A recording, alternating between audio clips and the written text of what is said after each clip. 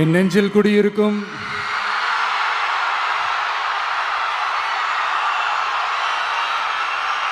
கரூர் சொந்தங்கள், உங்கள் அனைவருக்கும் என்னுடைய வணக்கம்.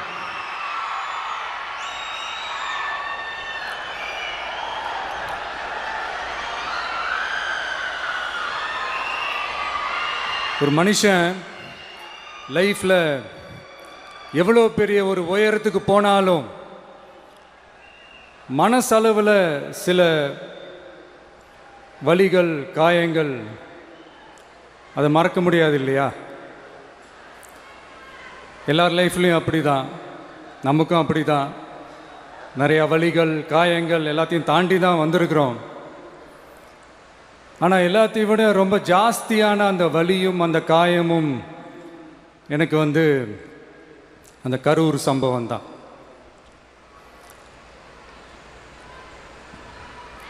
மக்களை சந்திக்கணும், மக்கள் பிரச்சனைகளை எடுத்து பேசணும்.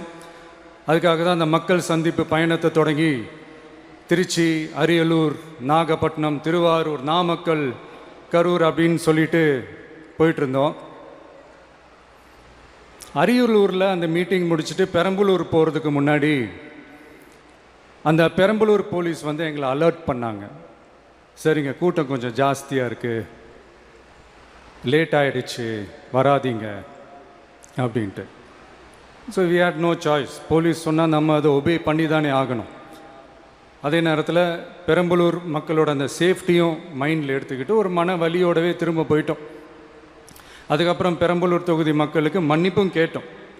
அதே மாதிரி நாமக்கல் அந்த மீட்டிங் முடிச்சுட்டு கரூர் வரும்போது அந்த கரூர் போலீஸ் எங்களை அலர்ட் பண்ணியிருக்கலாம்ல.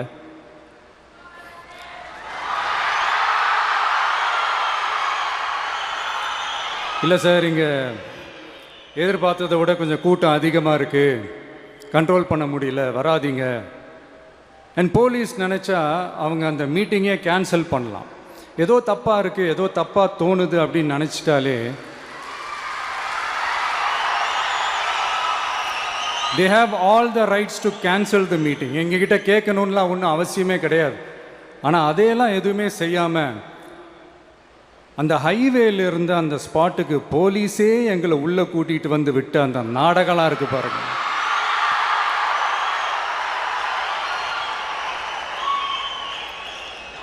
நம்பிட்டேங்க, முழுசாக நம்பிட்டேன். அன்னைக்கு இருந்த அந்த கரூர் போலீஸ் பேசும்போது தேங்க்ஸ்லாம் சொன்னேன் அவங்களுக்கு. எனக்கு தெரியாது இப்படி ஒரு நாடகம் நடக்கும். இதுக்கெல்லாம் யார் காரணம்? இதெல்லாம் யார் சொல்லி செஞ்சது? இப்படி பண்ணுங்க, அப்படி பண்ணுங்க, சப்போஸ் அப்படி நடந்தா இப்படி பண்ணுங்க, சப்போஸ் இப்படி நடந்தா இந்த மாதிரி இன்ஸ்ட்ரக்ஷன்ஸ்லாம் கொடுத்து அந்த ப்ரெஷர் போடுறது யார்?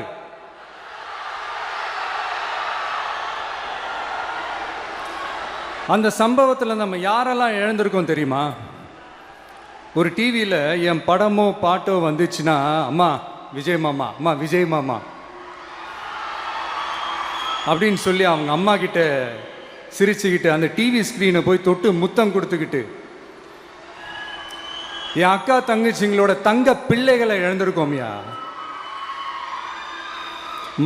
மழலை கூட சரியா வராதப்போ ஒரு பேப்பர் மேகசினில் என் ஃபோட்டோவை பார்த்தா அது சிரிச்சுக்கிட்டு அந்த கள்ளங்கபடம் இல்லாத அந்த சிரிப்பு, அந்த கடவுள் மாதிரி இருக்கிற அந்த பச்சை பிள்ளைங்களை இழந்திருக்கோம்யா.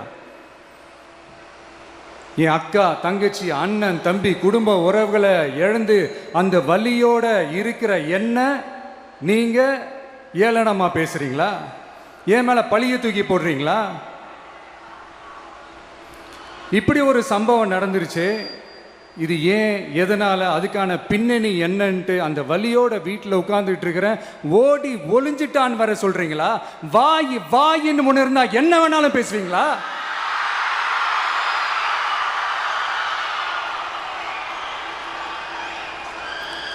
மக்களே, நான் உங்களையே கேட்குறேன். அன்னைக்கு அத்தனை க்ரௌடு இருந்துச்சு, அந்த க்ரௌடுக்கு தகுந்த மாதிரி போலீஸ் பாதுகாப்பு கொடுத்தாங்களா? இந்த இடத்தை எடுத்துக்க சொல்லி நாங்க தான் சொன்னோம்னு ஒரு போலீஸ் ஆபீசர் பேட்டி கொடுக்கிறாரு. அதுக்கு என்ன அர்த்தம்? இவ்வளோ வலி, இவ்வளோ காயங்கள் கொடுத்துட்டு பழியை தூக்கி நம்ம மேல போட்டுட்டு அதுல ஒரு அரசியல் ஆதாயம் தேடுறீங்களேயா? இதுல வாய் கூசாம சட்டசபையில ஸ்டாலின் சார் நம்ம மேல திருப்பி விட்டு அங்க ஒரு அரசியல் செய்றாரு. அதுக்கு என்ன அர்த்தம்? நமக்காக வந்திருக்கிற மக்களை காக்க வைக்கிறதுக்கு நான் ஒன்றும் ஆதாயம் தேடுற அரசியல்வாதியெல்லாம் கிடையாது. மக்களுக்காக அரசியலுக்கு வந்தவன் இந்த விஜய். எனக்காக எல்லாமும் கொடுத்த என் மக்களுக்காக எல்லாத்தையும் விட்டுட்டு மக்களுக்காக மட்டுமே அரசியலுக்கு வந்தவன் இந்த விஜய். அவங்களுக்காக நன்றி கடன் செலுத்துறதுக்காக மட்டுமே அரசியலுக்கு வந்தவன் இந்த விஜய். உங்களுக்கு தான் இந்த விஜயை பத்தி நல்லா தெரியுமே. ஆனா நம்ம எல்லாருக்குமே இத்தனை வலிகள் காயங்கள் கொடுத்தவங்களுக்கு இந்த 2026 தேர்தலில் தக்க பதிலடி கொடுத்துட்டீங்க. ஆனா அது மட்டுமே பத்தாது மக்களே, அது மட்டுமே பத்தாது. காலகாலத்துக்கும் எழுந்திருக்கவே முடியாத அளவுக்கு நிரந்தரமான ஒரு பதிலடியை நீங்க கொடுத்துக்கிட்டே இருக்கணும்.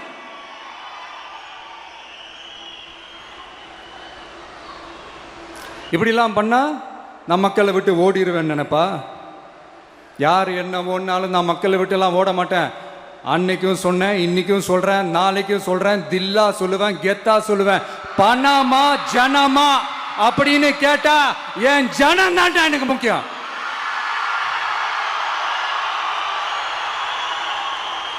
மக்களே, உங்களை விட எனக்கு இந்த காசு பணம் முக்கியமா என்ன? இவ்வளோ குறைகள் நம்ம மேல சொல்றாங்களே, இப்ப நான் சொன்ன மாதிரி அவங்களால ஓப்பனா சொல்ல முடியுமா?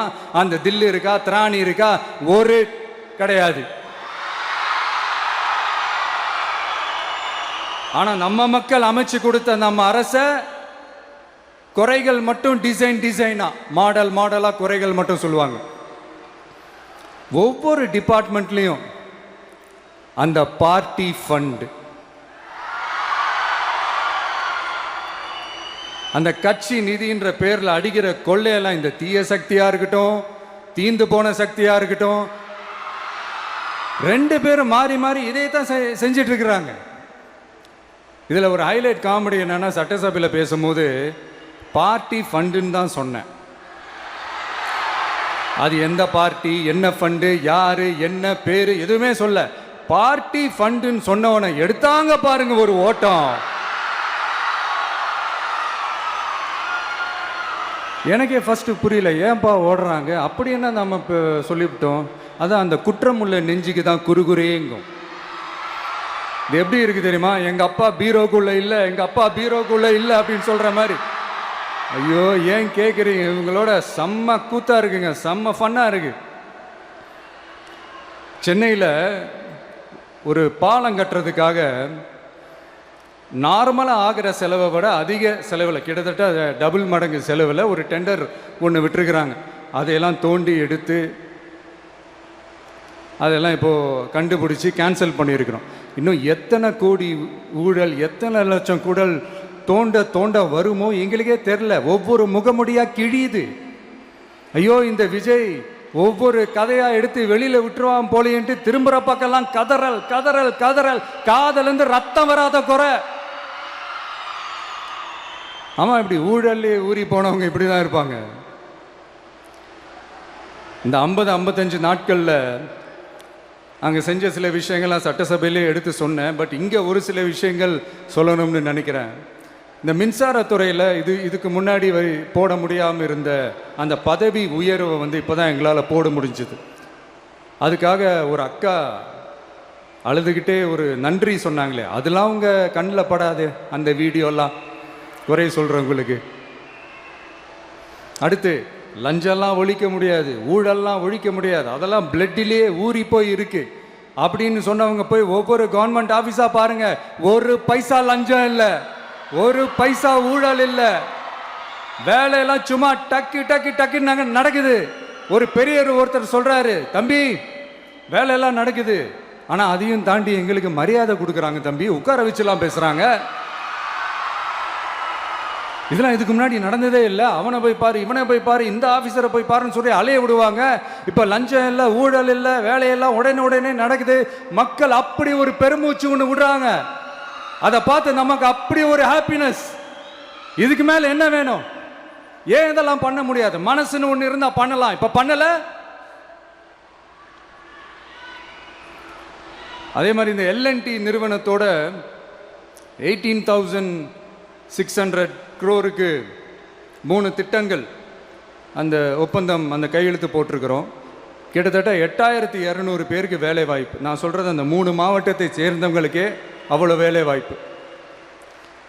குறுவை சாகுபடிக்காக 134 கோடியில் அந்த சிறப்பு தொகுப்பு திட்டம் அறிவிச்சிருக்கிறோம் நம்ம விவசாயிகளுக்காக. இப்போவும் சொல்கிறேன், நம்ம விவசாய பெருமக்களே, உங்களோட இந்த அரசு கூடவே நிற்கும்.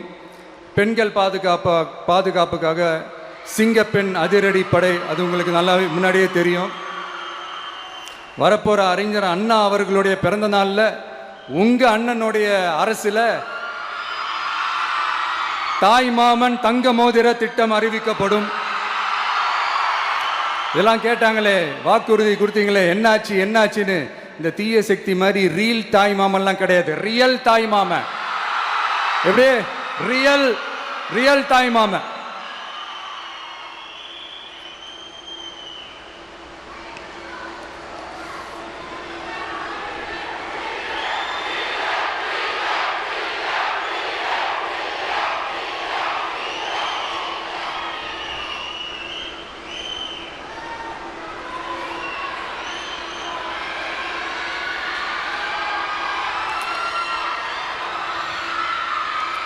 இந்த தீய சக்தியை பற்றி, அவங்க நிர்வாகத்தை பற்றி ஒரு வெள்ளை அறிக்கை ஒன்று வெளியிட்டோம்ல, அது ஷார்ட் அண்ட் ஸ்வீட்டாக சொல்லணுன்னா, ஒரு ஓட்ட பாத்திரத்துக்குள்ளே தண்ணி ஊற்றிக்கிட்டே இருந்திருக்கிறாங்க. பாத்திரம் எம்டியாகவே இருந்திருக்கு, ஆனால் ஊற்றின தண்ணி தான் எங்கே போச்சுன்னு தெரில. கடவுளுக்கு தான் வெளிச்சம். அது மாதிரி இப்போ நம்ம சொன்னதெல்லாம் சும்மா ஒரு சாம்பிள் தான். இன்னும் வரப்போகிற நாட்களில் உங்கள் அரசனுடைய அந்த விஸ்வரூபத்தை நீங்கள் பார்ப்பீங்க. அடுத்து வாயத்தொடங்க சிஎம். அடாடா, உங்கள் சிஎம் நெஞ்சிலேயே குத்திட்டு வந்தீங்க பாருங்க, அதெல்லாம் வேற லெவல்.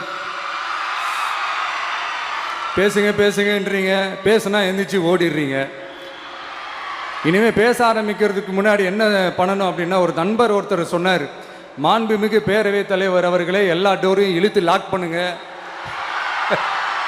அப்படின்னு சொல்லிட்டு தான் பேச்ச ஆரம்பிக்கணும் போல் இருக்கு. ஏன்னா பேசிட்டு இருக்கும் போது எந்திரிச்சு ஓடிடுறாங்க. 5 நிமிஷம் பேசினதுக்கே குளத்தூர்ல கொத்து பரோட்டா போட்டாங்க. இதுக்கு மேலே பேசினா மொத்தமாக முடிஞ்சிடும், பார்த்துக்கங்க. நாம் அரசியல் பேசினா விஜயெல்லாம் அரசியல் பேசலாமா அப்படிங்கிறது. சரிப்பா, நமக்கு எதுக்கு வம்பு, நம்ம பாட்டுக்கு நம்ம வேலையை பார்ப்போம், எதுக்கு அவங்கள பற்றி பேசிக்கிட்டு அப்படின்னு இருந்தால் விஜய்க்கு அரசியலே பேச தெரில அப்படிங்கிறது. இப்படியே மாறி மாறி மேகதாது அணையை பற்றி என்ன தெரியும், விஜய் அதை பற்றி பேசலை. இப்படி நம்ம அரசியலுக்கு வந்ததுலேருந்தே ஒரு கூட்டம் குறை மேலே குறையா சொல்லிக்கிட்டு, பாட்டுக்கு பாட்டு கச்சேரி எங்களுக்கும் பண்ண தெரியும், பண்ணலாமா?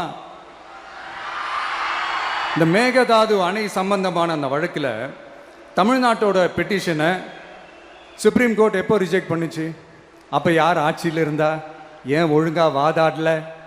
நீங்கள் ஒழுங்காக வாதாடி இருந்தீங்கன்னா அதை ரிஜெக்ட் பண்ணியிருக்க மாட்டாங்கல்ல. ஏன் ஸ்டாலின் சார் வேணும்னே விட்டுட்டாரா? ஏன் இப்படிலாம் கேள்வி கேட்கலாமா? இப்படிலாம் கேள்வி கேட்டால் தான் மேகதாது அணையை பற்றி பேசுனதா அர்த்தமா? ஏன் அந்த ஸ்டேட்டு சிஎம் பேசுகிறாரு, நீங்கள் ஏன் பேசலை அப்படின்னா, நம்ம ஸ்டேட்டோட உரிமையை எங்கே நிலைநிறுத்தணுமோ அதுக்காக வேலை பார்க்குறது மட்டும்தான் முக்கியம். சும்மா சவால் விட்டுக்கிட்டு சீண்டி பார், நான் யார் தெரியுமா, தொட்டு பார், இப்படிலாம் பேசிக்கிட்டு இருந்தால் வேலைக்கு ஆகாது. சும்மா பேசி பேசி பிரச்சனையை வளர்த்துக்கிட்டு யார் மேலே அது பழியை தூக்கி போட்டுட்டு அப்புறம் மக்களை அம்போன்னு தெருவில் விட்டுட்டு இப்படி தான் ஒரு அரசியல் பண்ணணும்னா அந்த அரசியல் நமக்கு தேவையும் இல்லை, அதை நம்ம செய்யவும் போகிறதில்ல. Talk less work more mode தான், அதுதான் நம்ம பாலிசியே. அதனால தான் சட்டசபையில் அந்த அரசினர் தீர்மானம்னு சொல்லி ஒன்று கொண்டு வந்தோம். அது எப்படி டு டேக் இட் ஃபார்வர்ட், எப்படி கொண்டு போகணுமோ அதை சரியாக செய்வோம். சென்ட்ரல் கவர்மெண்ட்லேருந்து அந்த டீலிமிட்டேஷனை திரும்ப கொண்டு வர போகிறதா ஒரு பேச்சு ஒன்று அடிபடுது. யார் என்ன டீலிமிட்டேஷன் கொண்டு வந்தாலும் தமிழ்நாடு அது ஒத்துக்கவே ஒத்துக்காது.